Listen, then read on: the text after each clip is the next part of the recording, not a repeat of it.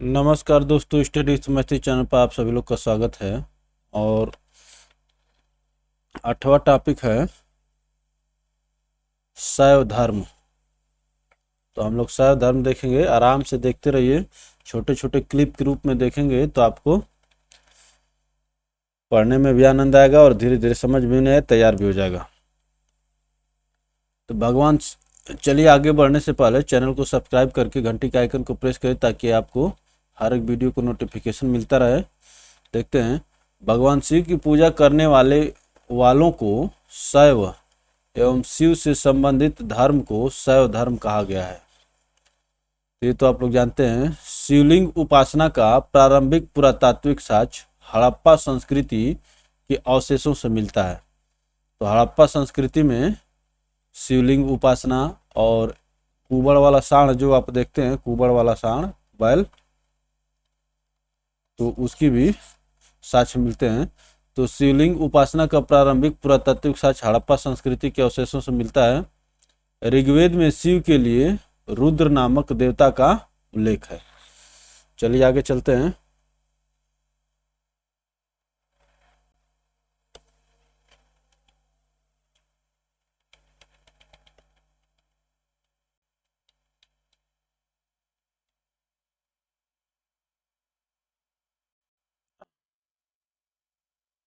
अथर्ववेद में शिव को भव, सर्व, पशुपति एवं भूपति कहा गया है। अथर्ववेद में लिंग पूजा का पहला स्पष्ट वर्णन मत्स्य पुराण में मिलता है। लिंग पूजा का पहला स्पष्ट वर्णन मत्स्य पुराण में मिलता है।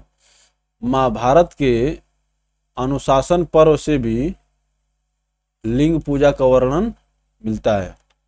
चलिए आगे चलते हैं। रुद्र के पत्नी के रूप में पार्वती का नाम तैत्तिरीय आरण्यक में मिलता है। तैत्तिरीय आरण्यक में मिलता है।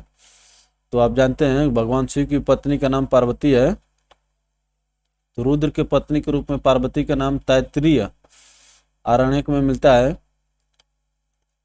शिव की पत्नी की सौम्य रूप है।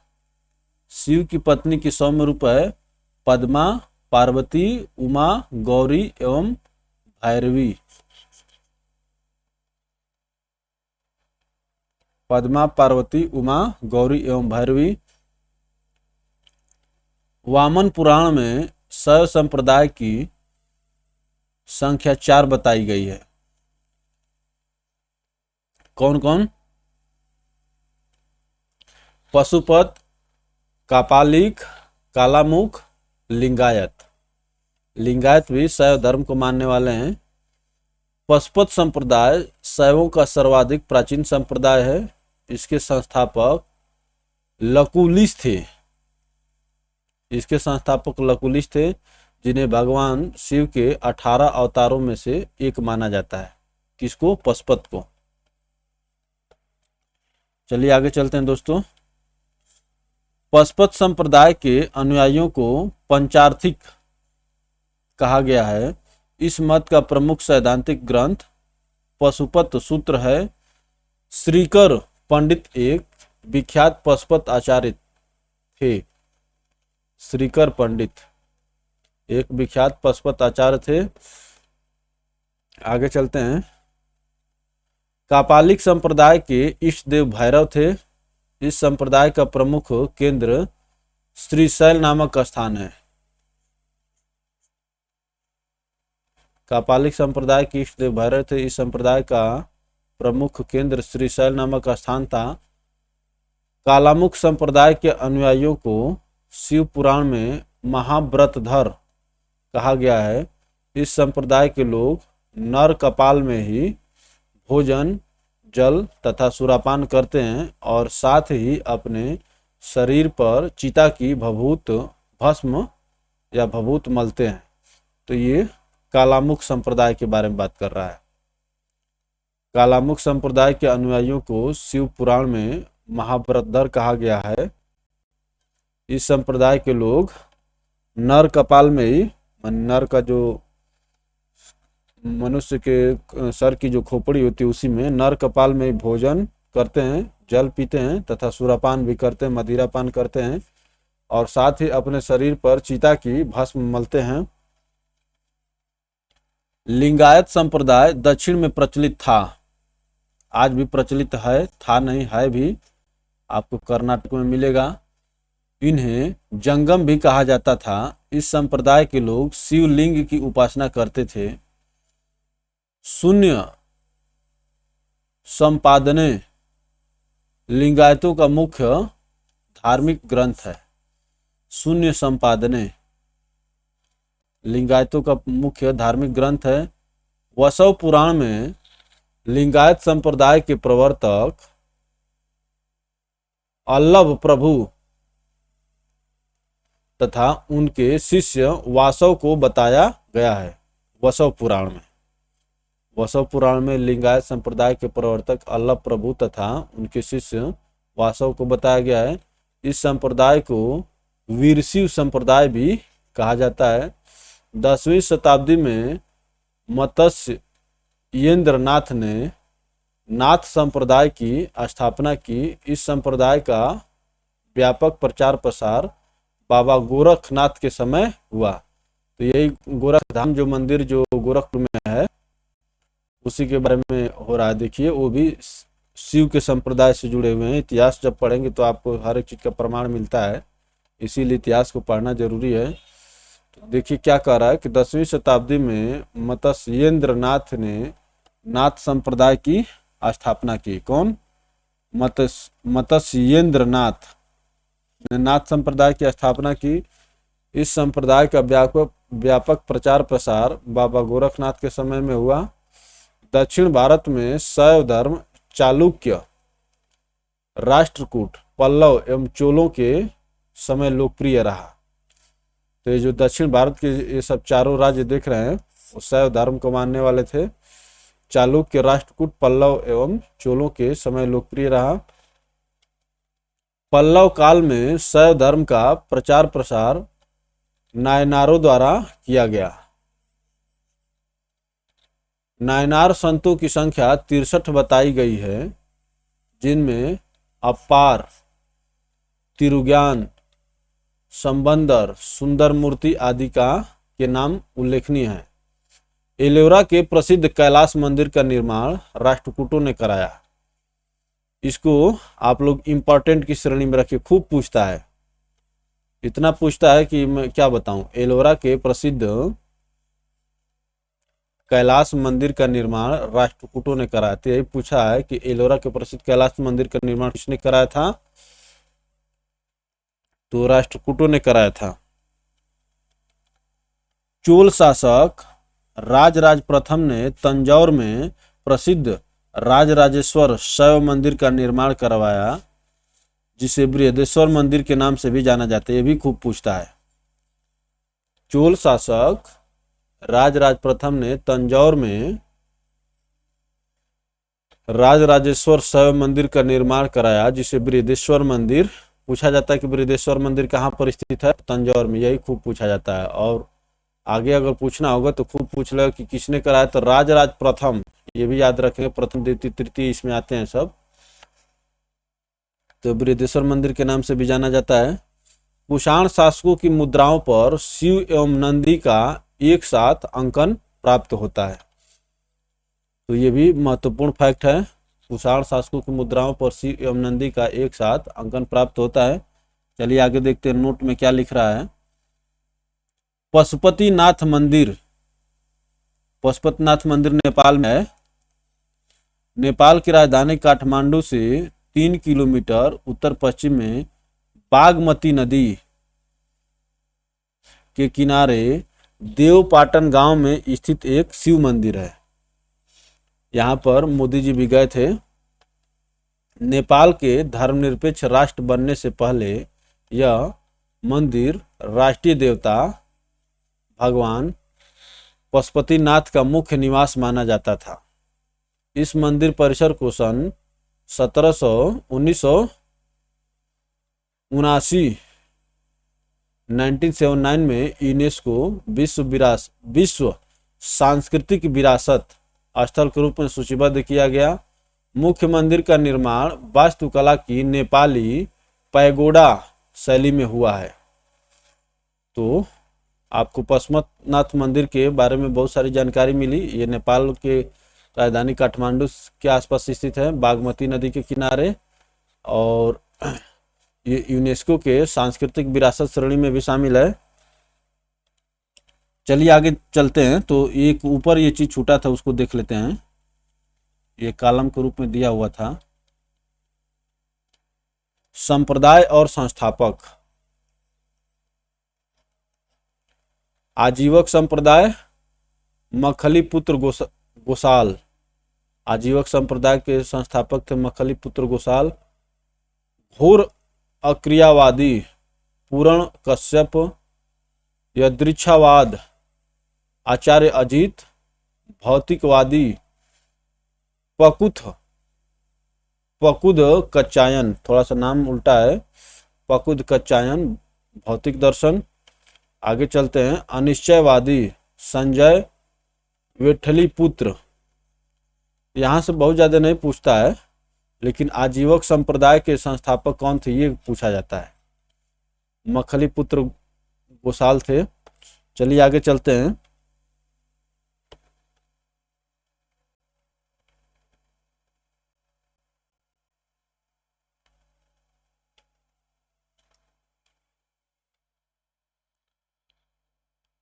आगे हम लोग देखेंगे दोस्तों वैष्णव धर्म। आइए देखते हैं। वैष्णव धर्म के विषय में प्रारंभिक जानकारी उपनिषदों से मिलती है। इसका विकास भागवत धर्म से हुआ है। नारायण के पूजक मूलतः पंचरात्र कहे जाते थे। वैष्णव धर्म में नारायण के पूजक मूलतः पंचरात्र कहे जाते थे। वैष्णव धर्म के प्रवर्तक कृष्ण थे। भगवान कृष्ण जो है वैष्णव धर्म के प्रवर्तक माने जाते हैं, जो वृषण कबीले के थे और जिनका निवास स्थान मथुरा था। देखिए अच्छा ज्ञान मिला। वैष्णव धर्म के प्रवर्तक कृष्ण थे, जो वृषण कबीले के थे और जिनका निवास स्थान मथुरा था। चलिए और आगे चलते हैं।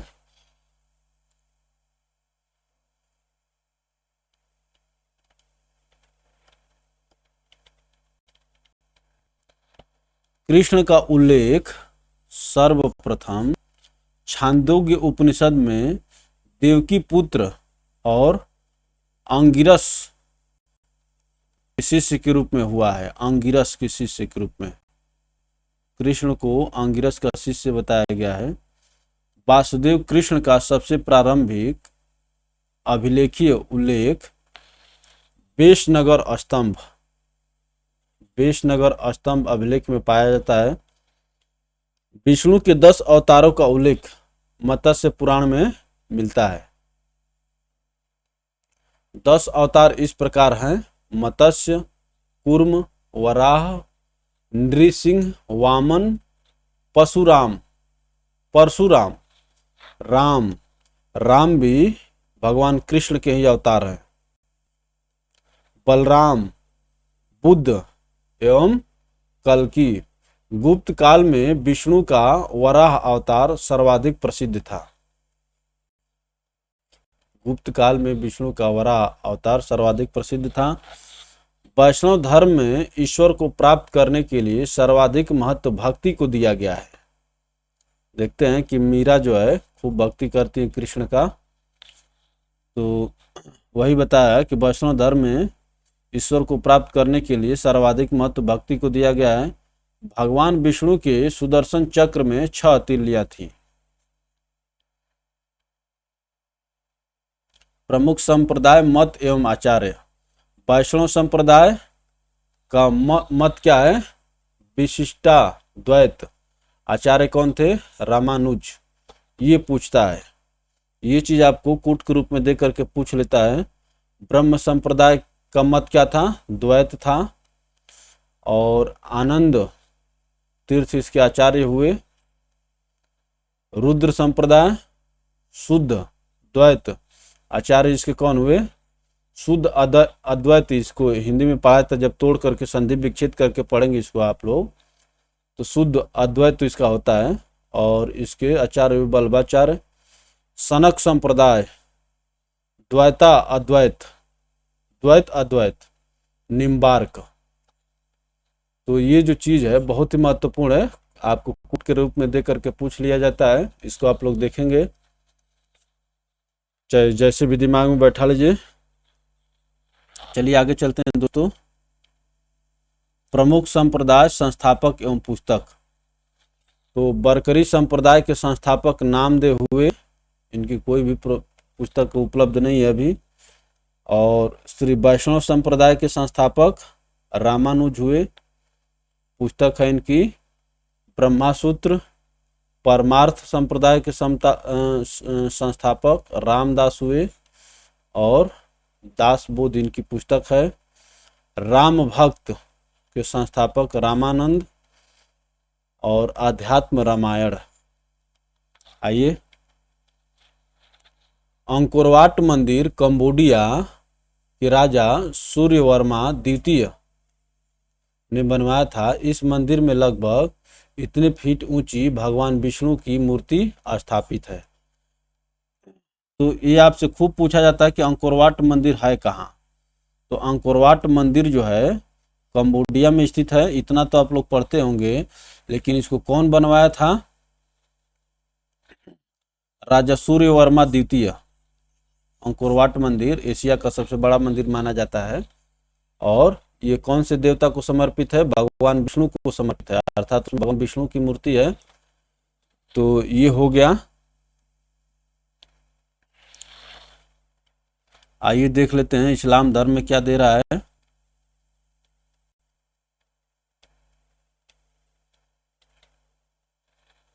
इस्लाम धर्म ज़्यादा तो नहीं होना चाहिए।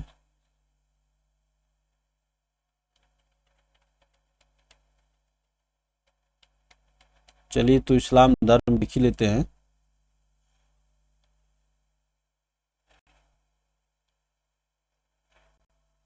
आराम से पढ़िए, जल्दी जल्दी केवल सिलेबस ख़त्म करने से तैयारी नहीं होती है, ठीक है ना। तो थोड़ा थोड़ा पढ़ेंगे तो कुछ कुछ याद रहे। देखिए, अंकोरवाट मंदिर कंबोडिया सभी लोग जानते थे, लेकिन कौन बनवाया था ये लगभग 99% लोग नहीं जानते हैं। तो सूर्य वर्मा द्वितीय इसको बनवाए थे, और ये भगवान विष्णु को समर्पित है। और भगवान विष्णु जो है ये कृष्ण के वंशज से जुड़े हुए हैं। चलिए आगे चलते हैं दोस्तों। इस्लाम धर्म के संस्थापक हजरत मोहम्मद साहब थे। इस्लाम धर्म के संस्थापक हजरत मोहम्मद साहब थे। हजरत मोहम्मद साहब का जन्म 570 ईस्वी में मक्का में प्रमुख कुरैशी कबीले में हुआ था। कुरैश कबीले में हुआ था 570 ईस्वी में, ईसा पूर्व नहीं, ईस्वी। उनके पिता का नाम अब्दुल्ला और माता का नाम अमीना था। उनका लालन पालन उनके चाचा अबू तालिब ने किया। अब्दुल्ला, अमीना, अबू तालिब, याद रखिए। हजरत मोहम्मद साहब को 610 ईस्वी में मक्का के पास हीरा नामक गुफा में ज्ञान की प्राप्ति हुई। तो जो लोग भी इष्ट देव के रूप में पूजे जाते हैं उनको कहीं न कहीं ज्ञान की प्राप्ति हुई है। तो 40 साल बाद, देख रहे हैं ना, 570 में 40 जोड़ेंगे तो 610 हो जाएगा। हजरत मोहम्मद साहब को 610 ईस्वी में मक्का के पास हीरा नामक गुफा में ज्ञान की प्राप्ति हुई। आगे चलते हैं। 24 सितंबर 622 ईस्वी को पैगंबर के मक्का से मदीना की यात्रा इस्लाम जगत में मुस्लिम सम्मत के नाम से जाना जाता है। 24 दिसंबर 622 को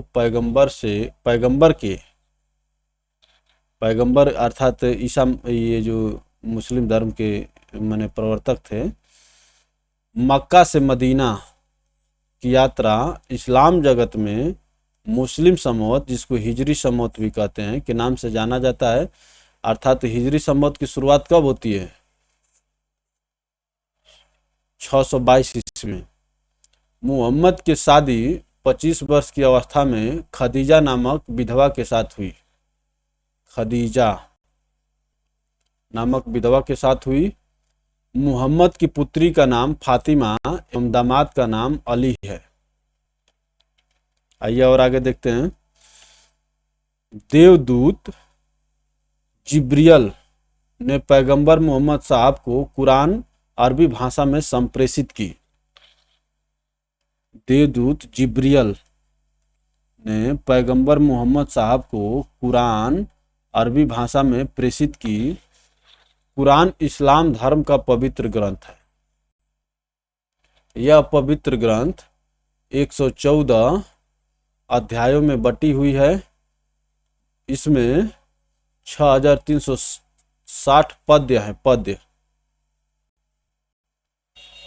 चलिए और आगे चलते हैं दोस्तों।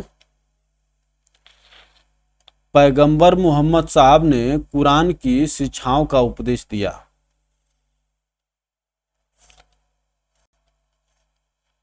हजरत मोहम्मद साहब की मृत्यु 632 को हुई। इन्हें मदीना में दफनाया गया। मदीना में दफनाया गया। मोहम्मद साहब की मृत्यु के बाद इस्लाम सुन्नी और शिया नामक दो पंथों में विभाजित हो गया। हर एक पंथ कुछ न कुछ में विभाजित हुआ।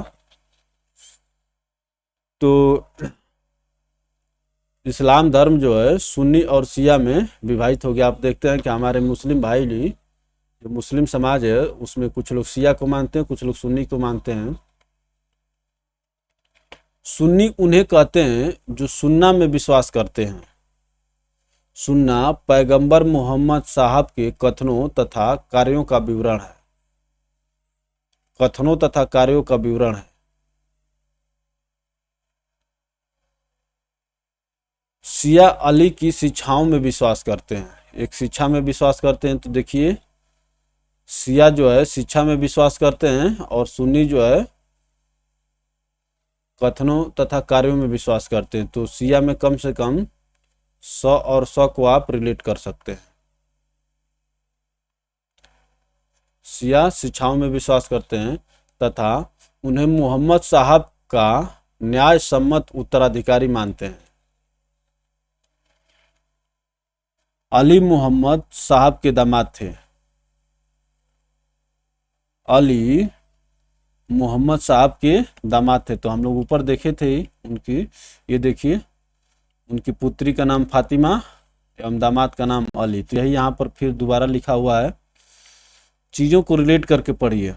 अली मोहम्मद साहब के दामाद थे। अली की 661 ईस्वी में हत्या कर दी गई। अली के पुत्र हुसैन की हत्या 600 ईस्वी में करबला इराक नामक स्थान पर कर दी गई। करबला कहाँ पर है? इराक में है। तो अली के पुत्र, अली की हत्या 661 में और अली की पुत्र की 680 में हत्या कर दी गई। इन दोनों हत्या ने शिया को निश्चित मत का रूप दे दिया। इन दोनों हत्या ने शिया को, जो शिक्षा में विश्वास करते थे, निश्चित मत का रूप दे दिया। चलिए आइए आगे चलते हैं।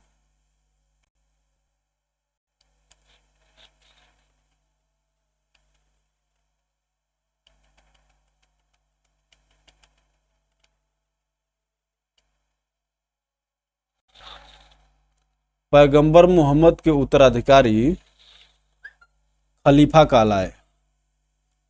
उत्तराधिकारी खलीफा कहलाए। इस्लाम जगत में खलीफा पद 1924 ईस्वी तक रहा।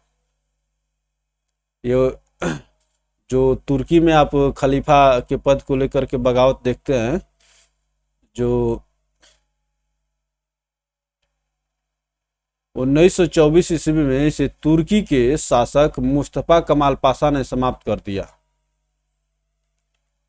तुर्की के शासक मुस्तफा कमाल पाशा ने समाप्त कर दिया। इब्न इसाक ने सर्वप्रथम पैगंबर साहब का जीवन चरित्र लिखा। मोहम्मद साहब पैगंबर के जन्मदिन पर ईद ए मिलाद उल नबी पर्व मनाया जाता है, अर्थात ईद का त्यौहार मनाया जाता है जन्म के दिन पर। याद रखिए, मोहम्मद साहब पैगंबर के जन्मदिन पर ईद ए मिलाद उन नबी पर्व मनाया जाता है। भारत में सर्वप्रथम इस्लाम का आगमन अरबों के जरिए हुआ। 712 ईस्वी में अरबों ने सिंध जीत लिया। अब भारत पर धीरे धीरे चढ़ाई की बात हो रही है। 712 ईस्वी में अरबों ने सिंध जीत लिया। सबसे पहले भारत के इसी भाग में इस्लाम एक महत्वपूर्ण धर्म बना। सिंध में, सिंध आज पाकिस्तान में स्थित है, तो सिंध जीत लिया। सबसे पहले भारत के इसी भाग में इस्लाम एक महत्वपूर्ण धर्म बना। आइए देखते हैं नोट में क्या लिखा हुआ है। नमाज के दौरान मुसलमान मक्का की तरफ मुंह करके खड़े होते हैं। भारत में मक्का पश्चिम की ओर पड़ता है। भारत से मक्का से पश्चिम की ओर पड़ता है। मक्का की ओर की दिशा को किबला कहा जाता है। तो नमाज के दौरान मुसलमान मक्का की तरफ मुंह करके खड़े होते हैं। भारत में मक्का पश्चिम की ओर पड़ता है। तो अक्सर ये देखेंगे आप लोग कि मस्जिदों के द्वार जो होते हैं वो पूरब की तरफ खुले होते हैं, ताकि यहाँ पर मुस्लिम भाई लोग खड़े होकर और पश्चिम की ओर मुंह करके और मस्जिद की तरफ ताकते हुए नमाज पढ़ते हैं। वही देखिए कि नमाज के दौरान मुसलमान मक्का की तरफ मुंह करके खड़े होते हैं। भारत में मक्का पश्चिम की ओर पड़ता है। मक्का की ओर की दिशा को किबला कहा जाता है। आगे हम लोग ईसाई धर्म देखेंगे। तो चलिए दोस्तों, हम लोग फिर मिलते हैं। तो अगली वीडियो में हम लोग देखेंगे ईसाई धर्म।